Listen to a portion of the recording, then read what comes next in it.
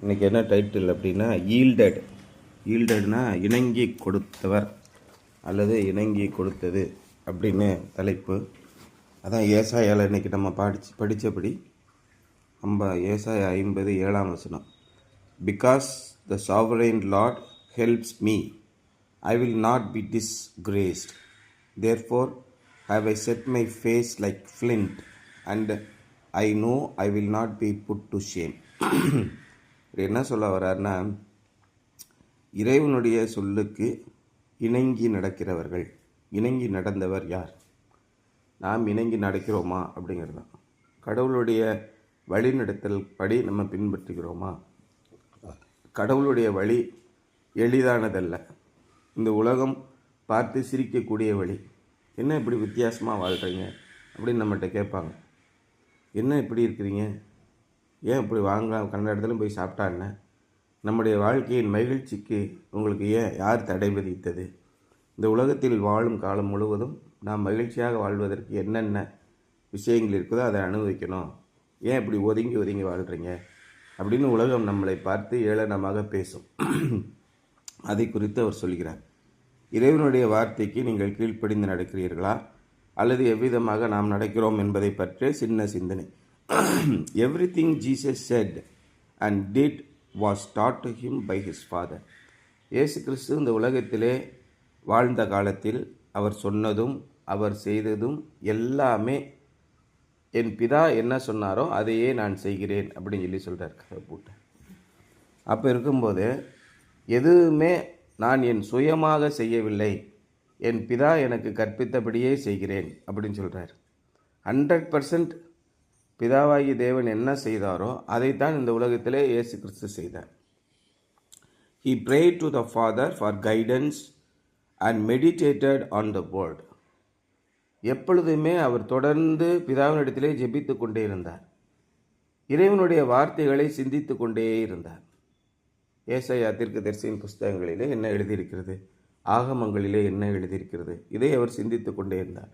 பிதாவாகிய தேவன் மக்களுக்கு என்னவற்றையெல்லாம் கற்பித்தார், தாவீது ராஜா என்னென்னலாம் சொல்லியிருக்கிறார், அவருடைய ஜெபங்கள் அனைத்தையும் நீங்கள் யோசித்து பாருங்கள். தாவீது ராஜாவுடைய ஜெபங்கள் அத்தனையுமே இறைவனிடத்திலே நெருங்கி சேர்வதற்கான ஒரு வழி, ஒரு பாதை உங்களுக்கு. அப்பேற்பட்ட ஜெபத்தை இயேசு கிறிஸ்து தொடர்ந்து ஜெபித்தார். மாலை நேரமான போது அவர் தனிமையான ஒரு இடத்திற்கு போய் ஜெபித்தார். உங்களுடைய வாழ்க்கையிலே தனிமையாக இறைவனோடு பேசுவது ரொம்ப ரொம்ப முக்கியம். யாருமே இல்லாத போது தனிமையாக இறைவனிடத்திலே பேசிக்கொண்டே இருங்கள். அது உங்களுடைய மனதை உறுதிப்படுத்தும். உங்கள் சோல் அண்ட் மைண்ட், உங்களுடைய ஆத்மாவையும் மனதையும். இதெல்லாம் ஆதி காலத்திலேருந்தே இருக்குது. இப்போ நவீன காலத்தில் என்ன பண்ணுறாங்க, எங்கள் ரோட்டரி கிளப்பில் யோகா தியான பயிற்சி, அரிதான பயிற்சி, யாருக்கும் கிடைக்காத பயிற்சி அப்படின்னு சொல்கிறாங்க. எல்லாருமே நவீன ஆங்கில மருத்துவமும் தியானத்தை ஒரு முக்கியமான மருந்தாக, உடல் சுகத்திற்கு முக்கியமான மருந்தாக சொல்கிறார்கள். மனநலத்திற்கு ஒரு முக்கியமான மருந்து. அன்னை அரவிந்தர் ஆசிரமம் பாண்டிச்சேரியில் இருக்குது, அவங்களும் தியானம். எல்லாருமே தியான மடம், தியான பீடம்னு வச்சுருக்காங்க. என்ன செய்யணுங்க, உள்ளே போய் அமைதியாக இறைவனிடத்திலே தியானம் செய்ய வேண்டும். அப்போ கடவுள் மறுப்பாளர்கள் என்ன சொல்கிறாங்க, தனிமையாக ஒரு இடத்திலே அமர்ந்து நீங்கள் மௌனமாக இருக்கும்போது உங்களுடைய மனதை ஒருமுகப்படுத்த முடியும். அதைத்தானே ஆண்டவர் அப்பர்னு சொல்லிக்கிட்டு இருக்காரு. நீங்கள் தனிமையிலே இறைவனோடு கூட பேசவில்லை என்றால் உங்களுடைய மனதிற்கும் உங்களுடைய ஆத்மாவிற்கும் உங்களுடைய உடலுக்கும் நிம்மதி இல்லை அப்படின்னு கண்டுபிடிச்சிருக்காங்க. இயேசு கிறிஸ்து தனிமையாக போய் இறைவனோடு தனிப்பட்ட விதத்திலே பேசி கொண்டிருந்தார். What God taught the servant shared with those who needed encouragement and help. இறைவன் தமது ஊழியக்காரனோடு என்ன சொன்னாரோ அதை இயேசு கிறிஸ்துவாகிய அந்த ஊழியக்காரர் தேவையில் உள்ளவர்களுக்கும் சோர்ந்து போயிருப்பவர்களுக்கும் உதவி தேவைப்படுபவர்களுக்கும் சொன்னார். The servant set a good example for all who know the importance of daily quiet time with the Lord. எவ்விதமாக நீங்கள் ஜெபிக்க வேண்டும், எவ்விதமாக தனிமையிலே நாம் இறைவனோடு அமர்ந்திருக்க வேண்டும் என்பதற்கான ஒரு மாதிரியை இயேசு கிறிஸ்து நமக்கு கொடுத்தார். என்னை பாருங்கள், நீங்கள் என்னை யார் என்று சொல்கிறீர்கள்? என்னை தலைவன் என்றும் என்னை கர்த்தர் என்றும் சொல்லுகிற நானே உங்களுடைய கால்களை கழுவினதுண்டானால் நீங்கள் எவ்விதமாக பணிந்து போக வேண்டும் என்பதற்கான மாதிரியை நான் உங்களுக்கு காண்பிக்கிறேன். நீங்கள் எவ்விதமாக வாழ வேண்டும் என்கிற மாதிரியை நான் தனிமையிலே சென்று ஜெபித்து காண்பிக்கிறேன். இப்படி நீங்கள் ஜெபிக்கும்போது உங்களுடைய வாயின் வார்த்தைகளும் உங்களுடைய உடலும் வலுவாகிறது. நீங்கள் அது அற்புதமான சக்தியை பெற்றுக்கொள்கிறீர்கள் அப்படின்னு சொல்கிறார். The servants will was also yielded to the Lord. அந்த ஊழியக்காரனின் சித்தம் விருப்பமும் எப்படி இருந்தது? இறைவனுக்கு இணங்கி கொடுப்பதாக இருந்தது. தனிப்பட்ட எனக்கென்று என்னுடைய வாழ்க்கையிலே தனிப்பட்ட ஆசாபாசங்கள் ஒன்றுமில்லை. நான் செய்கிற காரியங்களை செய்கிறேன். செய்யும்படி உனக்கு நேரிடுகிறது எதுவோ அதை செய். நான் இப்படித்தான் செல்ல வேண்டும் என்று முடிவு செய்யவில்லை, முயற்சி செய்யவில்லை. ஆனால் உனக்கு நேரிடும். இறைவனால் இன்னென்ன காரியங்களிலே இன்னென்ன வேலைகளை நீ செய் என்று இறைவன் உனக்கு நேரிட செய்வான். செய்யும்படி உனக்கு நேரிடுகிறது ஏதோ அதை உன் முழு பலத்தோடு செய் அப்படின்னு நீதிமொழிகளில் இருக்கு. அப்படி செய்யும்போது நீ இறைவனுக்கு உன்னை கொடுத்து செய். இறைவனுடைய வழிகள் தான் இந்த உலகத்தின் சட்டதிட்டங்கள். இந்த உலகத்தின் சட்டதிட்டங்களை மீறுவது இறைவனுடைய சட்டதிட்டங்களை மீறுவதற்கு சமமாகும். எந்த சட்டமும் பொல்லாதவர்களுக்கே நியமிக்கப்பட்டிருக்கிறது. நல்லவர்களுக்கு விரோதமான சட்டமே இல்லை. நல்லா எல்லா கண்ட்ரியோட சட்டத்திட்டங்களையும் பார்த்தீர்கள் என்றால் பொல்லாதவர்கள் இயற்றுகிற சட்டங்கள் மட்டுமே மனித உலகத்திற்கே விரோதமான சட்டமாக இருக்கும். நீங்கள் பாருங்கள், பொல்லாத ஆட்சியாளர்கள் இயற்றுகின்ற சட்டங்கள் பொதுவான மனித குலத்திற்கே விரோதமான சட்டங்களாக இருக்கும். அவை இறைவனுக்கும் விரோதமான சட்டங்கள். அந்த ஆட்சியாளர்கள் விரைவில் அழிந்து போவார்கள். ஏன்னா அந்த பூவுலகிலே இருக்கக்கூடிய ஆட்சி இறைவனுடைய ஆட்சி. அப்படி இறைவனுடைய ஆட்சியிலே இறைவனுடைய சட்டத்திட்டங்களை மீறுகிற எல்லாருடைய மனதிலும் அவர்களுக்கே தெரியும் நாம் சட்டத்திற்கு விரோதமாக செய்கிறோம் என்று. The servant's will was also yielded to the Lord. A weakened ear is one that hears and obeys the voice of the master. A weakened ear, கேட்பதற்கு எப்பொழுதும் தயாராக இருக்கிற ஒரு காது, அதுதான் எப்பொழுதுமே இறைவனுடைய சத்தத்தை கேட்டு அதற்கு கீழ்ப்படுகிறது. The people to whom he ministered were neither willing nor obedient. இயேசு கிறிஸ்து யாருக்கெல்லாம் போதகம் செய்தாரோ அல்லது இயேசு கிறிஸ்துவின் வார்த்தைகளை யாரெல்லாம் கேட்கிறார்களோ அவர்கள் எல்லாரும் எப்படிப்பட்டவர்களாக இருக்கிறார்கள்? அவருடைய வார்த்தைகளை கேட்பதற்கு விருப்பம் இல்லை. அவர் சொல்வதை கேட்பதற்கு கீழ்ப்படிவதற்கு விருப்பமில்லாத மக்களாகத்தான் இருந்தார்கள், இப்பொழுதும் இருக்கிறார்கள். தங்கள் காதுகளுக்கு இனிமையானவற்றை சொல்கிற போதகர்களை ஏற்படுத்தி கொண்டார்கள். யாருக்குமே கண்டித்து உணர்த்துவது பிடிக்காது. எல்லாருக்கும் எது ரொம்ப பிடிக்கும்? ஆண்டவர் உங்களை ஆசீர்வதிக்கவே ஆசீர்வதிப்பார். உங்களை செல்வங்களை பல மடங்கு உயர்த்துவார். உங்களை நோய்களிலிருந்து விடுதலையாக்குவார். உங்களுடைய காயங்களை கட்டுவார். உங்களை கடன்களை நீக்குவார். இப்படியெல்லாம் சொல்கிற போதகர்களைத்தான் பிடிக்கும். ஆனால் அங்கே ஒரு இஃப் கிளாஸ் இருக்குது, கண்டிஷன் அப்ளைஸ், ஒரு ஸ்டார் இருக்குது. நீங்கள் இறைவனுடைய சொற்படி நடந்து இறைவன் சொல்வதை கேட்பீர்களானால், உங்கள் மனதை திருப்புவீர்கள் என்னால் இப்பொழுது ஆசீர்வாதத்தை பெறுவீர்கள். முதலாவது தேவனுடைய ராஜ்யத்தை தேடினால் பின்பு இவைகளெல்லாம் உங்களுக்கு கூட கொடுக்கப்படும். இவைகளெல்லாம் உங்களுக்கு கொடுக்கப்படும் உண்மைதான்.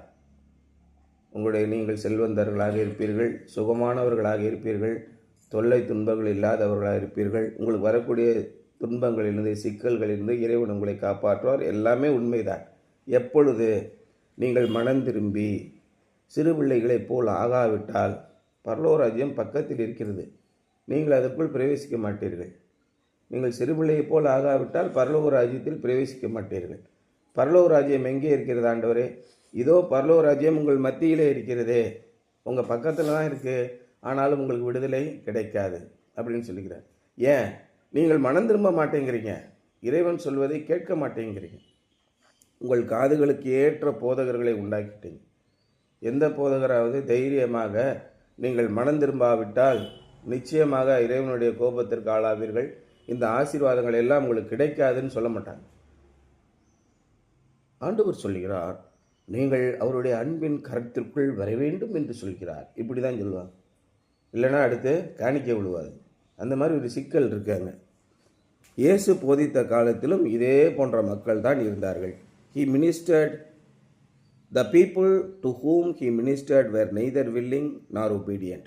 But the servant gladly did the will of the Lord God. ஆனால் ஊழியக்காரராகிய இயேசு கிறிஸ்து இறைவன் என்ன சொன்னாரோ அதை சந்தோஷமாக செய்தார். This was not easy. இது அவ்வளவு எளிதான காரியம் அல்ல. For it மென்ட் yielding his body to wicked men who mocked him, wiped him, spat him and then nailed him to a cross. அவருடைய ஜெபம் இரத்தத்தின் பெருந்துளிகளாக விழுந்தது. ஏனால் இந்த மக்கள் நம்மை கொடுமைப்படுத்துவார்கள். உண்மையான இறைவனை பின்பற்றி நேர்மையான வாழ்க்கை வாழ்கிற எல்லாரும் துன்பப்படுவார்கள் அப்படின்னு பைபிளில் போட்டிருக்கு. நீங்கள் நிச்சயமாக துன்பப்படுவீர்கள். ஆனாலும் அந்த துன்பத்தினோடு நான் உங்களோடு கூட வருவேன். பின்பு உங்களை மகிமையிலே நிறுத்துவேன். நமக்கு நிறைய சோதனைகள் உண்டு. சோதனைகள் வராமல் போவது கூடாத காரியம். இயேசு கிறிஸ்து மிகப்பெரிய பாடுகளை அனுபவித்ததினாலே நாம் அந்த அளவுக்கு பாடுகளை அனுபவிக்க வேண்டியதில்லை. அவருடைய இரத்தம் நம்மளை மீட்டுக்கொள்ளும். அவர்தான் நம்முடைய பரிகாரியாகி கர்த்தர். ஆகவே நீங்கள் அவரை விசுவாசித்தால் இயேசு கிறிஸ்து பட்ட அத்தனை பாடுகளையும் பட வேண்டியதில்லை. அவரை உங்களை அதற்கு முன்பாகவே சோதனைக்கு உள் பிரவேசிக்க பண்ணாமல் தீமையிலிருந்து உங்களை காப்பாற்றி விடுவார்னு நம்முடைய வசனம் சொல்லுகிறது இல்லையா? அதனால் அவரை நீங்கள் தனிப்பட்ட விதத்திலே தியானிப்பதும் ஜெபிப்பதும் ரொம்ப முக்கியம். கடைசியில் அவர் என்ன பண்ணாங்க? அவரை கேலி பண்ணாங்க. அவருடைய உடைகளை உரிந்து கொண்டார்கள். முகத்திலே துப்பினார்கள். இறுதியிலே அவரை சிலுவையில் அறைந்து கொன்றார்கள். Keep in mind that when Jesus Christ was ministering here on earth, இயேசு கிறிஸ்து இந்த உலகத்திலே ஊழியம் செய்து கொண்டிருந்த போது he had to live by faith even as we must today. இன்றைக்கு நாம் வாழ்வதைப் போல கண்களினால் காண்பதினால் அல்ல, அவர் விசுவாசத்தினாலே அவர் வாழ்க்கையை நடத்தினார் இல்லையா? He did not use his divine powers selfishly for himself but trusted God and depended on the power of the Spirit. நீங்கள் ஜெபிக்கும் போது, நீங்கள் ஆண்டவரோடு கூட சேர்ந்து பணியாற்றும் போது உங்களுக்கு தேவன் தீர்க்க தரிசன வரங்களையும் குணமாக்கும் வரங்களையும் அதிகமான வல்லமையும் உங்களுக்கு கொடுப்பார். இன்றைக்கி ஒரு சில ஊழியர்களுக்கு சில வரங்களை ஆண்டவர் கொடுக்கிறார். அவர்கள் என்ன செய்கிறார்கள்? அந்த வரங்களை வைத்து நம்ம அன்றைக்கி கூட ஒரு திரைப்படத்தில் பார்த்தோம்ல, யானையை வைத்து பிச்சை எடுக்கலாம். அவன் புத்தி அதில் தான் இருக்குது. குணமாக்கும் வரங்களையும் அந்நிய பாஷை பேசும் வரங்களையும் தீர்க்க தரிசன வரங்களையும் கொடுப்பார். அவற்றை இவர்கள் மக்களை சுரண்டுவதற்காக பயன்படுத்துகிறார்கள். ஆனால் இயேசு கிறிஸ்து அவருக்கு தெய்வீக சக்தி இருந்தது. அவர் மாயாஜால வித்தைகளை காட்டி மக்களை சேர்க்கவில்லை. He did not use his divine power selfishly. சிலுவையிலே அவரை அறைய போகும்போது அவர் சொல்லியிருந்தார், 12 லேகியோன்களுக்கும் அதிகமான படைகளை திரட்டி இந்த உலகத்தினரை அழித்திருக்க முடியும். ஆனால் இந்த உலகத்திலே வந்த காரியம், வந்த நோக்கம் ஒன்றுமில்லாமல் தவிடுபடியாகிவிடும். இறைவன் என்ன சொன்னாரோ அதை மட்டும் செய்தார். அதான் ரொம்ப முக்கியம். But trusted God and depended on the power of the Spirit. இயேசு கிறிஸ்துவை முற்றிலுமாக நம்பி பரிசுத்த ஆவியானவரின் வல்லமையே சார்ந்திருந்தார். Something to ponder today.